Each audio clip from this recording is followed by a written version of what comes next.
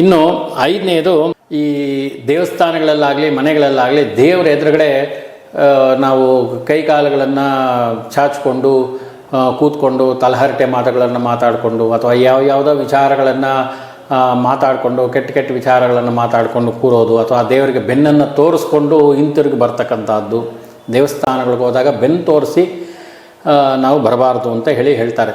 ಹಿಂತಿರುಗಿ ಬರಬೇಕಾದ್ರೆ ಹಿಂತಿರ್ಕೊಂಡೇ ಬರಬೇಕೇ ಬಿಟ್ಟರೆ ನಾವು ಬೆನ್ನು ತೋರಿಸ್ಕೊಂಡು ಭಗವಂತನಿಗೆ ಬೆನ್ನು ತೋರಿಸಿ ಹೊರಗಡೆಗೆ ಬರಬಾರ್ದು.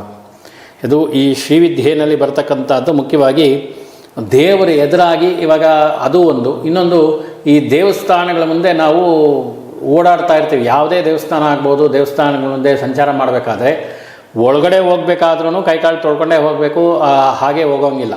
ಈ ಶೂ ಚಪ್ಪಲಿ ಎಲ್ಲ ಕೈಯಲ್ಲಿ ಮುಟ್ಟಿ, ಸಾಕ್ಸು ಎಲ್ಲವನ್ನು ಮುಟ್ಟಿ, ಕೈಕಾಲು ಕೂಡ ತೊಳ್ಕೊಳ್ಳದೆ ನಾವು ಒಳಗಡೆ ಹೋಗಿ ತೀರ್ಥ ತೊಗೋಬಾರ್ದು.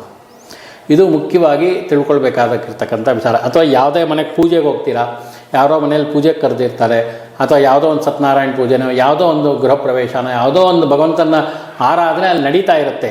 ಅಂಥ ಸಂದರ್ಭದಲ್ಲಿ ನೀವು ಶೂಟು ಬೂಟು ಹಾಕ್ಕೊಂಡು ಹೋಗಿರ್ತೀರ, ಶುದ್ಧವಾದ ವಸ್ತ್ರಗಳನ್ನು ಹಾಕ್ಕೊಂಡು ಹೋಗಿರ್ತೀರ. ಆದರೆ ಅಲ್ಲಿಗೆ ಹೋಗಬೇಕಾದ್ರೆ ನೀವು ಶೂ ಬಿಚ್ಚಿಬಿಟ್ಟು ಹೋಗಬೇಕಾದ್ರೆ ನೀವು ಶೂ ಕೈಯಲ್ಲಿ ಮುಟ್ಟದೆ ಶೂ ಬಿಚ್ಚೋಕ್ಕಾಗೋದಿಲ್ಲ. ಹಾಗೆ ಕಾಲಿನಲ್ಲಿ ಹೇಳ್ಕೊಂಡು ಸಾಕ್ಸನ್ನು ತೆಗೆಯದೆ ಹಾಗೆ ಹೋಗೋಕ್ಕಾಗಲ್ಲ ಕೈಯಲ್ಲಿ.